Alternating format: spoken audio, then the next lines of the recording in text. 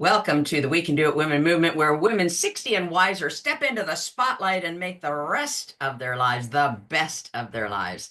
I'm your host, Debra Morrison, a wealth building expert and champion for extraordinary women just like you. For over 47 years, I've helped women secure their financial futures, and now I'm on a mission to ignite a revolution showing the world that 60, 70, and beyond, we're not slowing down, we're just getting started.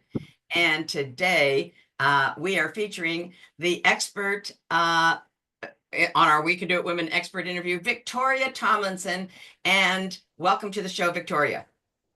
Thank you very much, Deborah. Delighted to be here. And I should sort of apologize, I think, for the caller here. I had a major car accident, so still a bit in recovery, but lucky to be here. We are so grateful that you are at least this well, and we are going to send all kind of good vibrations for you to continue to heal on an accelerated pace. How about that? How about we envision that? Love that. Okay, so let me give a slight introduction to our audience, because if you don't know Victoria, this is one powerful woman.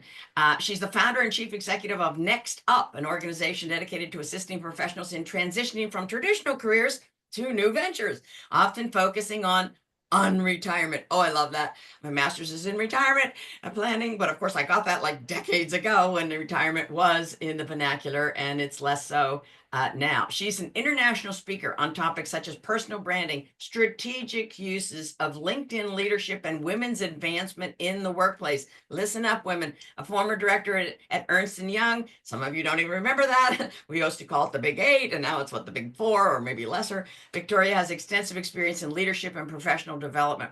She's also a fellow of the Royal Society of Arts, FRSA, reflecting her contributions to social progress and development. Known for her insights on unretirement, encouraging professionals to leverage their experience in new and fulfilling ways post-retirement. Let's just dig right in, Victoria, on this concept of unretirement. When did you plug into that, and what energized you towards this work, basically? It started, I guess, I had a corporate career when I was younger, and then I started my own PR comms, became a digital business. I was very early into strategic social media, and seen as a bit of a LinkedIn guru. Somebody older, I was chairing boards and sat on boards, but I was on LinkedIn. And going back sort of 15, 20 years ago, that was seen as very odd. It was, Yes. Even LinkedIn was seen as being for, it was all this. Do you remember it used to be what you had for breakfast is how those who didn't understand it would talk about it. Oh, it was bad. And gradually I was starting to see people who had, inverted commas, retired, and they had hated LinkedIn and ignored it, and suddenly realized when you're on your own, there aren't even any phone books anymore. How do people know who you are, what you want to do, and how to get in touch? So I started being sent very senior people who had left corporate life to help them write their profiles. And of course, there's no point in writing who you have been. So I was asking them, talk me through what you're trying to be, where are you going, what are you doing? And in the process, began to realize that this is a really difficult time of life for a lot of people. Yes. I have to say, I was seeing a lot more men than women, but the issues are equal. And what people were saying were that they were in a really bad mental health place. And it was the worst, that most of these people had never had any problems. They would say, I've had a blessed career, things have come to me. I thought the same would happen when I retired, and they didn't. So I began to realize that this is a nonsense, that we've got a skills shortage. These people were gods one day, and then suddenly they're nobody, and yet they have a huge amount to offer. So it was trying to put this together. The hard bit's been who pays for this, and interestingly, women pay and men don't. So I had to go, and of course there were a lot more men in this stage. So we've had to find a way of getting to corporates that they would pay. So professional firms are very good in supporting their partners. So that's where we've kind of landed for now, and working with other large corporates. Wow. Isn't that interesting? Women paid and men didn't. Oh, yeah. I think it's to do with, and I suddenly thought, gosh, I know this because I've had all sorts of women. When I had my PR and comms business, senior women often would come to me and say, I've got to do a big presentation. Can you help me? How do I put it together? How do I communicate? How do I have more impact in a boardroom? How do I blah? And they'd say, I don't want anybody to know about this. This is just between you and me. and they're quite happy to pay and get the help they need. Whereas men have either got the confidence or their companies tend to pay. So that was quite interesting, actually. Isn't that interesting? Because it does reflect, Victoria, the coming of age, if you will, of women that are saying, "Hey, I got to invest in myself." Warren Buffett said, "The best investment you can make in yourself," right? And women got that in a way because obviously we've been discriminating in the gender pay division, the whole for decades, centuries, whatever it's been, just forever. So yeah, it kind of is completely congruent. But when you say it, it strikes a new note for me. So thank you for that. Listen, let's wind back to your teenage years. Wow, interesting was this? Victoria's international experience, 2 years in Saudi Arabia during her teenage years. She returned home after an adventurous journey with her parents and has worked globally selling banknotes and passports for De La Rue across Africa, Middle East, and the Far East, later establishing the communications business in Dubai. This is some rich teenage and young adult years. Victoria, talk to us about these. I guess I didn't always get on with my parents, but they were adventurers. My father was a test pilot, so he was very much testing out new things always. Uh, and I was very lucky to have that experience because I think the Middle East is still badly misunderstood. And I was lucky to live in it at a time when it was easy to make friends with local people and to understand the difference in cultures and to respect the cultures. So I had a great time, and it was interesting. I later then, when I worked for what's now De La Rue, there weren't any other women in that market, but I kind of maneuvered my way when I worked for the company into getting that role. And I think that's something advice I give to younger people. When you get if you can't get the job you want, maybe you can work in the company you want and then work your way into the job you want there. Once people know you and trust you, then you can get the job better. And then it was in the recession back in 2012 when we had got a lot of new business coming in, but they were all waiting for due diligence and funding. And I just thought, this is never going to happen. And if you keep doing the same thing, you know what people say, if you keep doing the same thing, you'll get the same results. So I thought, I've got to do something radically new. And I thought, well, what about trying a whole new country? My children had just grown up enough. They were sort of late teens then. And I thought I probably could go and fly out. So I did fly in, fly out for 6 years going to Dubai. I absolutely loved it. And it was great making a new market. So that was good. And I developed a lot of the products and services it was for women in the Middle East and brought them back to this country, back in the UK. So one thing leads to another very often with these things. Absolutely. So this is curious because you're in the Middle East, Saudi Arabia, Dubai, and I've just kind of flown through. I had like I think a day or something in Dubai, and I was just like gobsmacked with like, I just kept, catching my jaw as it dropped at all the lights and the beauty, the raw beauty of it, the money, just dripping with money, right? What was the tenor towards women, one, working outside the home, and two, reinventing themselves at a later age? Because typically, at least my impression is that older women have not really been that respected in terms of. Wow. No. You've got to change your views, Debra. Okay, that's why you're here. Go for it.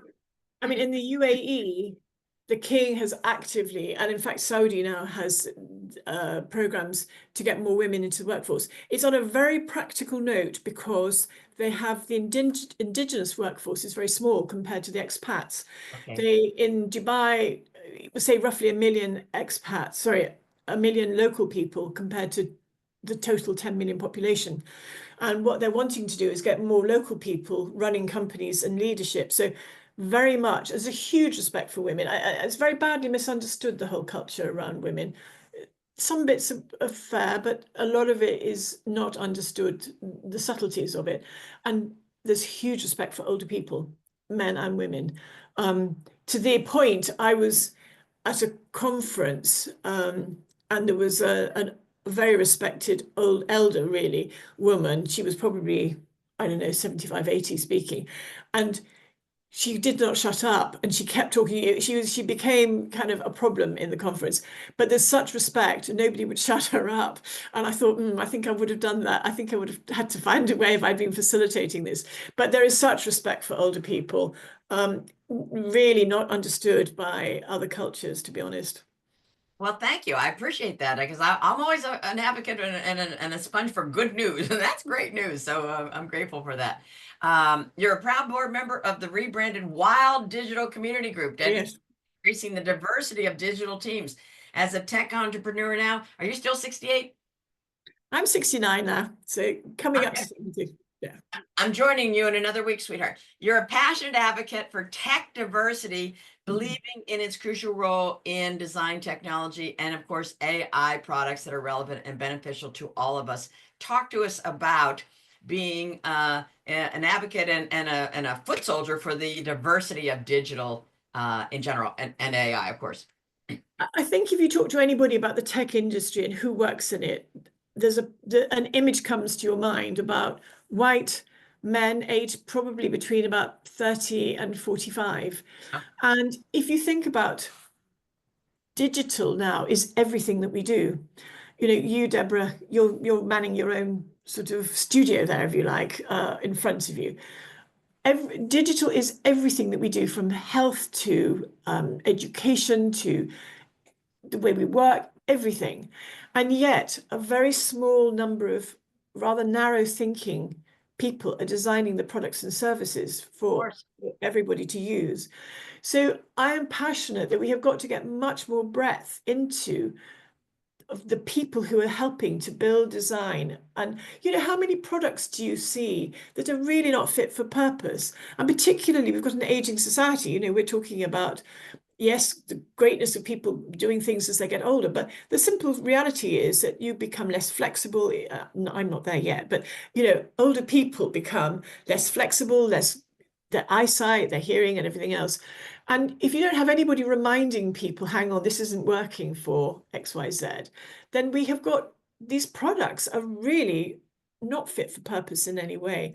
So I am passionate. This is a group of women in Leeds who got this together. Sarah Tulip is behind it. She's absolutely amazing, very young, but they have got together to encourage women and those from more diverse backgrounds to have a go at getting into tech, and very practical support. We've got mentoring. We've got an event next week where anybody who's not spoken in public, we are really supportive. We had about 80 people last time. We encourage women to come and talk and to put themselves forward, because it's nerve-wracking your first time. So we're doing all sorts of things practically to help people get on. And we've got senior and junior people there, people helping each other into this industry and to get promoted. So it's brilliant. It is brilliant. And I skipped to your current at age 63 is when you founded NextUp. And so this is amazing in so much as we talk about here, and I'm talking quite a bit these days in the United States, about women using our voices because that's our power, right? And so for you to be highlighting women and encouraging them to speak up and speak publicly is going to open the doors to massive opportunity for these women and their communities, because such wisdom there. Yeah, in that case, it's not just women, it's people from diverse backgrounds who are quite excluded from a lot of the tech industries. Thank you. Thank you. And let's talk about you're launching your Rethink Retirement podcast in 2021. Talk to us about how that has given a lot, I mean, generations of people and people that are in these age groups right now, the inspiration and the different ideas, if you will, for our later chapters.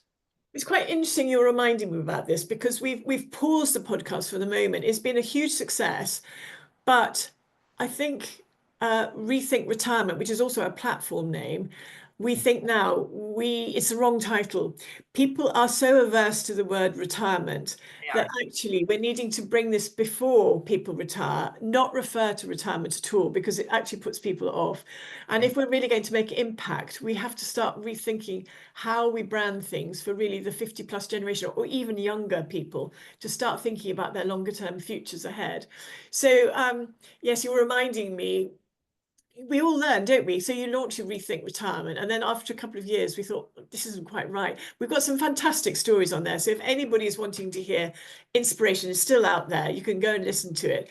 And they're absolutely brilliant. Trevor and I both interview people, and they're fantastic with how they worked out what they wanted to do once they had left full-time corporate work, really, essentially. So that's on Apple and Yeah, Spotify. Spotify. Yeah. Rethink Retirement, you guys. Okay, we'll put it in the show notes. Excellent. You're also delivered a TEDx, at least one TEDx talk, Yeah. Generation of Wasted Talent. Okay, give us the cliff notes, if you will, on that, Victoria. Like, this goes back to what I was talking about earlier, that you've got people who were absolutely at the top of their game and who've got masses of experience, and even people who would not necessarily see themselves as being top dogs or top of the game or whatever. I mean, I sort of use an example that somebody we have in this country in schools, you have dinner ladies, they're called, who serve up lunches for the little ones. And I say, you know, somebody who's been a dinner lady at a school for 30 years, she will have that innate knowledge of going into a room of little ones and knowing which one's not going to eat the vegetables, which one's being bullied, who are the ones talking too much, how to bring little ones together. Now, there's a huge skill just based on experience there.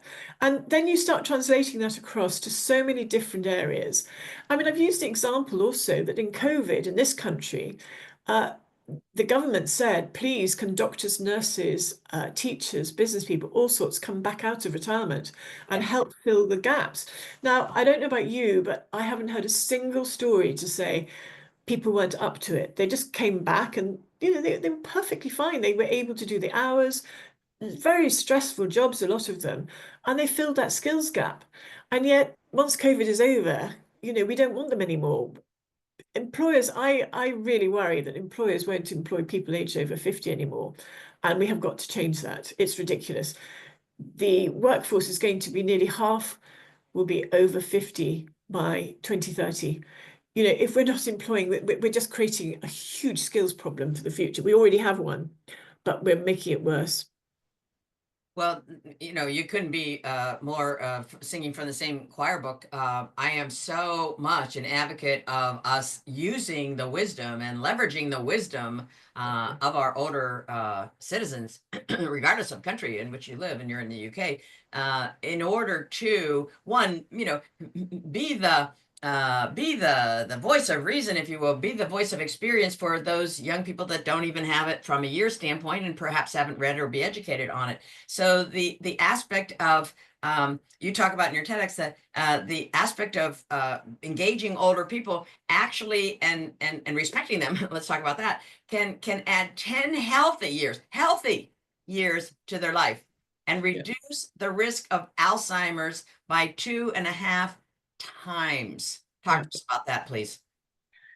Well, when you start thinking about it, I mentioned I've just been in hospital for a while, and quite a lot of people there are in their 50s and 60s who are retired, and their lives, you can tell, are to do with they get up gently. I'm not going to criticize anybody for this, I hear you. but they get up late. They might go and they do some crosswords. They might cook some lunch. They might go and see a friend after in the afternoon, go and see grandchildren and things, and it's all absolutely fine.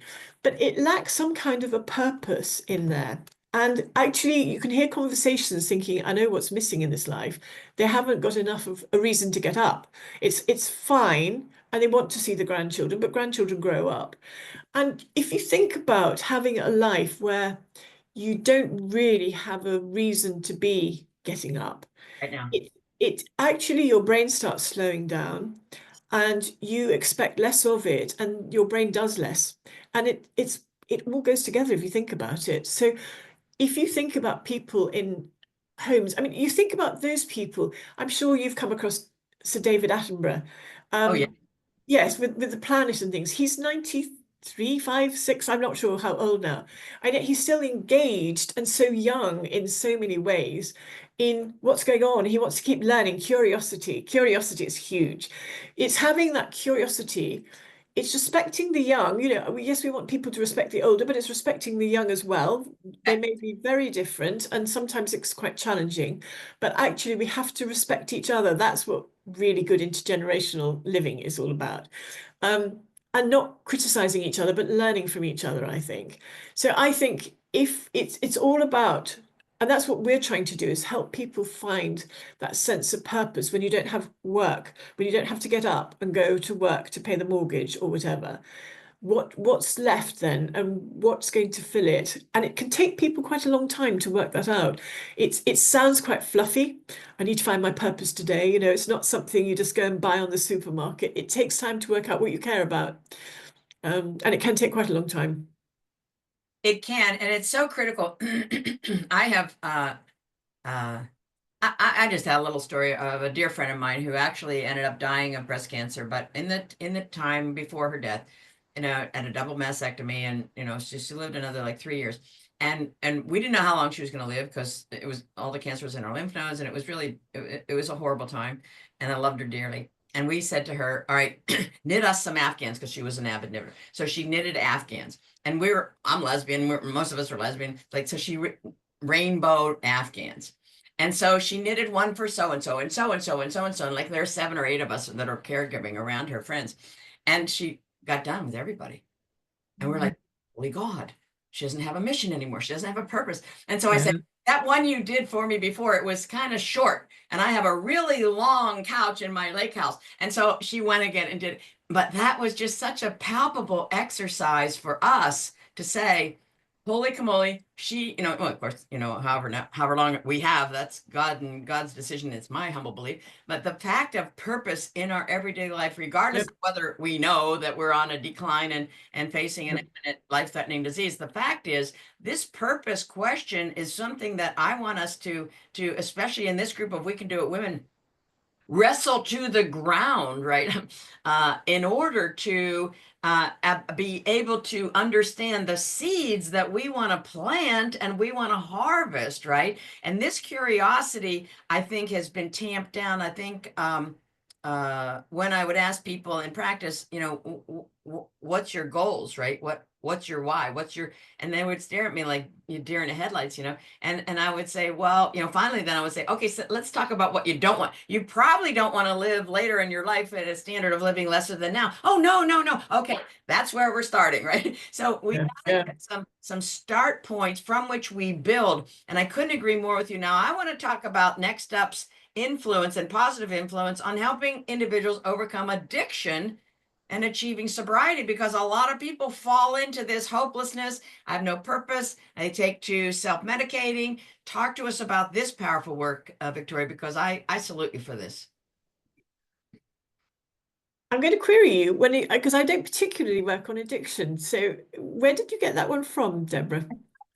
Well, I got a reference for that. That was one of the features of your organization, NextUp. Not particularly. I mean, what we are trying to do is help people think ahead. We have a GP who comes in, and Okay. she talks about healthy living and the impact of sleep and the impact of drinking, which has a big impact on people for a while. I'm not sure. I think they slipped back on it, but it's really looking at.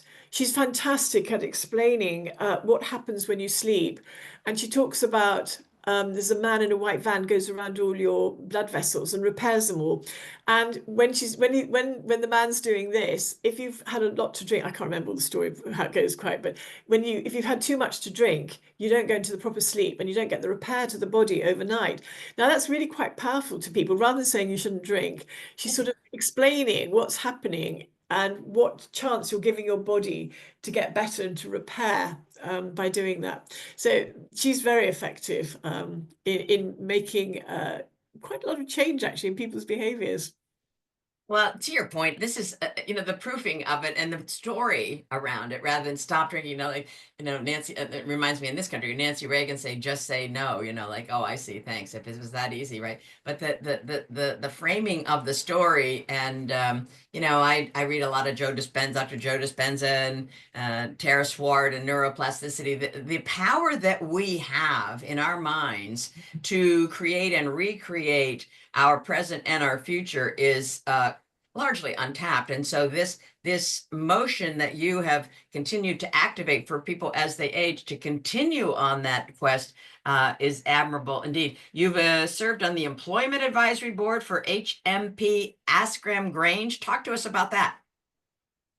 Well, this is all part of, I mean, sometimes you get asked to do things, you say, I haven't got any more capacity, and then you get persuaded to do it.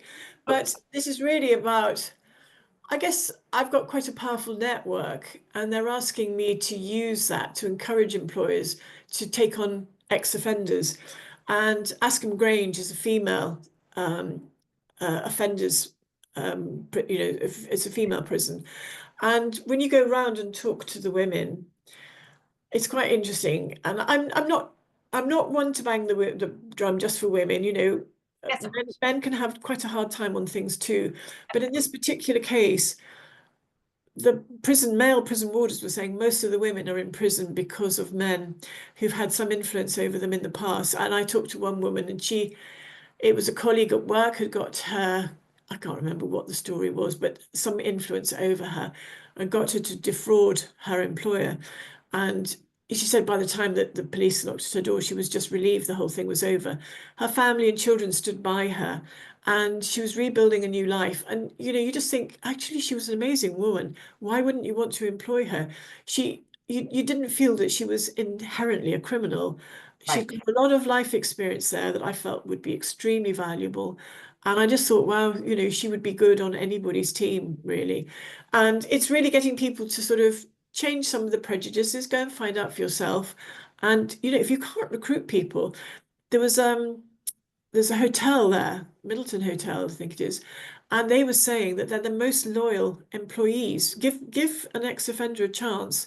Actually, whereas in the hospitality industry, it's very high turnover, you can't get people. Suddenly, you've got very loyal employees, and actually really adding to customer service. Completely. And the loyalty, I understand that. I have some personal experience with a friend of mine who, would be an excellent employee. And yet we carry these biases and we paint, a large swath of people with one wide brush. Yeah. And you seem to, be recognizing and lifting up many of these individuals in your work. You have such a diverse background. I was so intrigued. You sat on the ballet board. Um, It was lovely. uh, I'm uh, still a loyal advocate for them. They're fantastic. This Northern Valley. Yeah. and then what do you see? Obviously, our women and our group is women. Our women are facing some transition issues and so forth. And so you've gone into corporations if women have had a corporate position and then transitioning to a lack of a corporate position, maybe into entrepreneurship, maybe into kicking back and living life differently. What are some of the tips that you can give women to overcome that kind of, oh, I can't do that. Oh, that's too big for me. Oh, I'm not cut out for that. How can you, drip some wisdom into our ears, ready ears, to give us that kind of impetus and tenacity, if I don't mind saying, to go ahead and be curious and step out. It's a difficult thing, this, because I've noticed particularly women who've tended to focus on bringing up families, and then they've got the empty nest. There's a massive loss of confidence then. Um, I went to a party, some of that was behind setting up NextUp.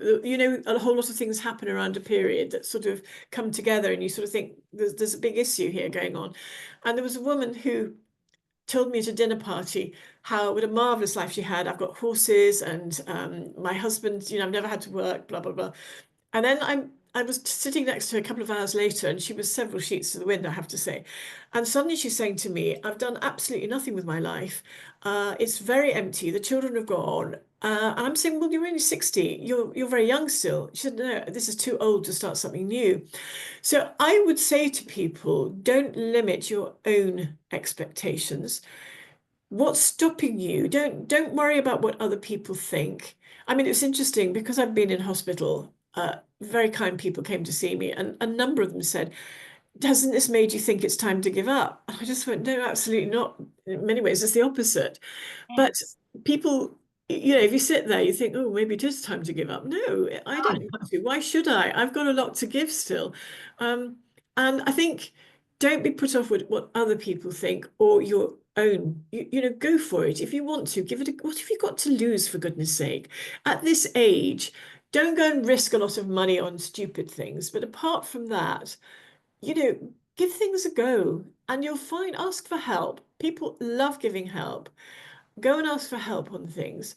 And the one thing I would say is don't be that old person, I'm using that word on purpose, who says it wasn't like that in my day. Well, do you know what? There was no internet in my day, whenever that was.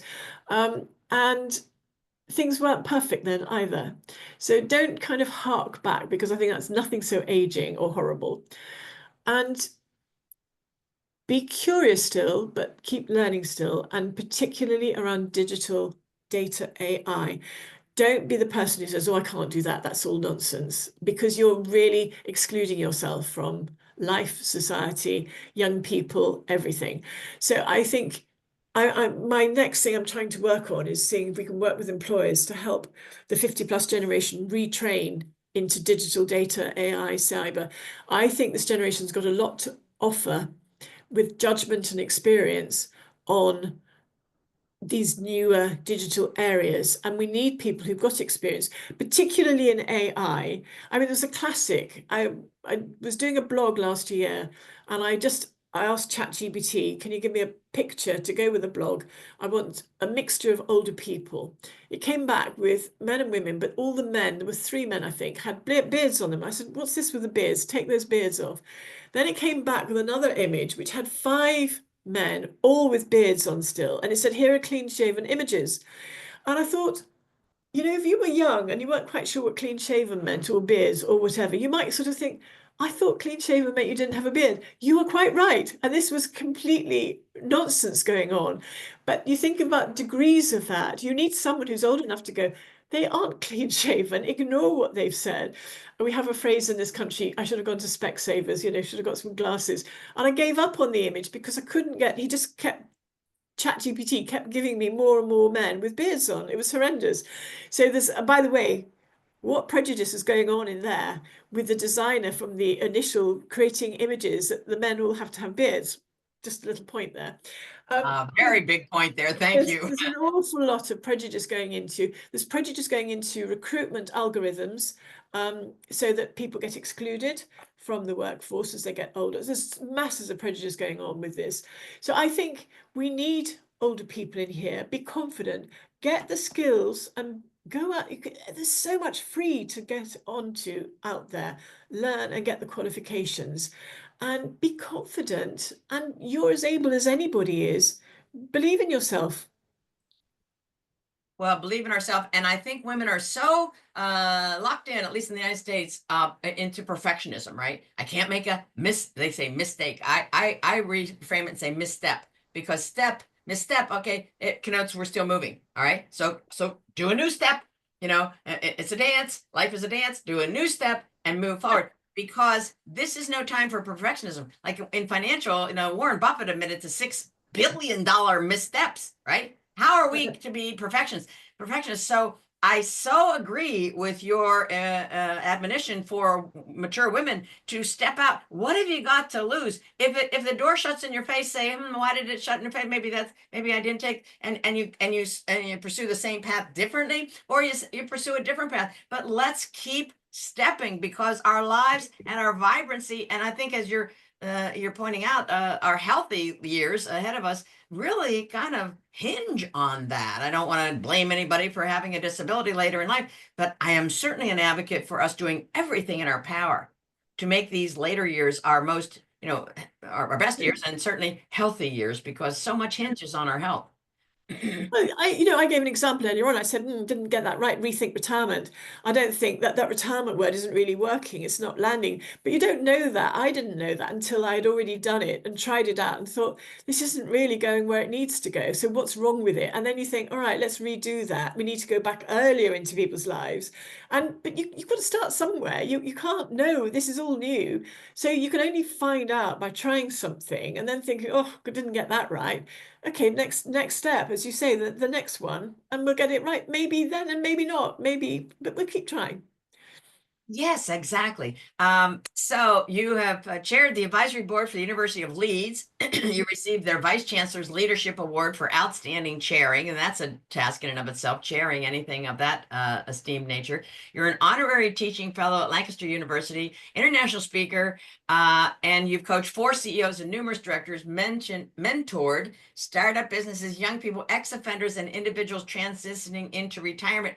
I had this thought like a long time ago about when, because it's such an anti-aging thing here in the United States, that it's the middle generation that's like kind of stands in the way. But like grandparents and grandkids, they need to get together because the grandkids can talk about their wrinkles and they think they're funny, and the grandparents, right, can talk to the grandchildren, and they have that kind of touch need, which everyone has, right? And so I always wanted to bring together like elementary schools visiting retirement communities, right? Or Right, yes. whatever. And so I think this would be good. And so I'm launching it out in the case that you want to bring together, maybe you're already doing this, groups where, teenagers can work with their grandparents about the fun of AI.